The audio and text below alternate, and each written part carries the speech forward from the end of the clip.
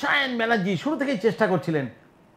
এক্ষেত্রে আজাদের শট ছিল এবং ফলো করেছিল চমৎকারভাবে সায়ন ব্যানার্জি। আমরা দেখে নিই আজকের হাইলাইটস। ইস্ট বেঙ্গল বনাম রেলওয়ে এফসির মধ্যে গুরুত্বপূর্ণ ম্যাচ। সন্দীপ দাস রেফারি নির্দেশ দিলেন। এক্ষেত্রে চমৎকার ব্যাক মাইনাস করেছিলেন ওখানে বিষ্ণু। এবার গুইতে কিন্তু শেষ পর্যন্ত এগোতে পারেননি। শট নিয়েছিলেন ওখানে, দেখুন বিষ্ণু ঢুকে পড়েছিল বাপা ইনসাইড আউটসাইড করতে করতে, কিন্তু শেষ মুহূর্তে রক্ষা করতে পারেনি। বিক্রম প্রধান রেখেছে এখান দিয়ে। ওই সায়ন ব্যানার্জি শুরু থেকেই চেষ্টা করছিলেন। এক্ষেত্রে আজাদের শট ছিল এবং ফলো করেছিল চমৎকারভাবে সায়ন ব্যানার্জি। গোলরক্ষক তালুবন্দি করতে পারেননি, হাত ফসকে চলে গিয়েছিল। তারপর সায়ন সেটি গোল করেন। দ্বিতীয় গোল অসাধারণ গোল, বাঁদিক থেকে একেবারে ঠিকানা লেখা সেন্টার বিষ্ণু, আর তাতে হেড করে দ্বিতীয় গোল করলেন সায়ন ব্যানার্জি।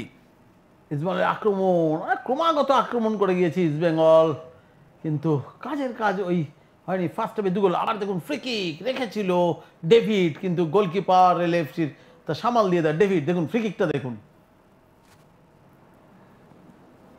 ইস্টবেঙ্গল গোল বাড়াবার চেষ্টা করেছে, দূরপাল্লার শট সায়নের বাইরে। এবার দ্বিতীয়ার্ধের খেলা, সেক্ষেত্রে রেলওয়ে এফসিও কিন্তু চেষ্টা করছে।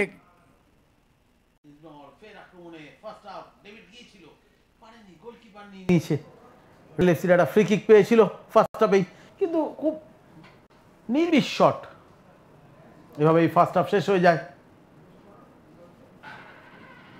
ইস্টবেঙ্গলের আক্রমণ দ্বিতীয়ার্ধে এবং 2-0 গোলে আগুয়ান ইস্টবেঙ্গল। তৃতীয় গোলের সন্ধানে ছিল সায়নের হেড, কিন্তু শেষ পর্যন্ত কাজে লাগেনি। এক্ষেত্রে সায়নের শটটা গোলরক্ষক কোনো রকমে হাত থেকে বল দিয়ে বার করে দিয়েছিলেন। এবারে শট গোলরক্ষক বাঁচিয়ে দিয়েছেন। ইস্টবেঙ্গলের ফের আক্রমণ দেখুন হাইলাইটস। ও গিয়েছিল অনেকটা বাইরে, সায়ন হ্যাটট্রিকের লক্ষ্যে দৌড়ে গিয়েছিল, হেড করতে পারেনি। ক্লিয়ার, কেউ রইল না। আবার শট। সেকেন্ড হাফে অনেকগুলো শট নিয়েছে দেখুন। আশিক সেন্টার রাখলো, ও পৌঁছতে পারলো না ওখানে গোলকিপার।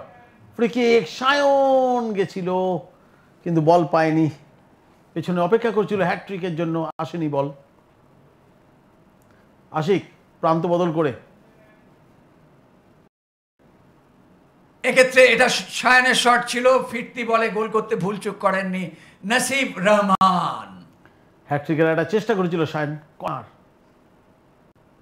হেডটা নিয়েও ছিলেন অনেকটা।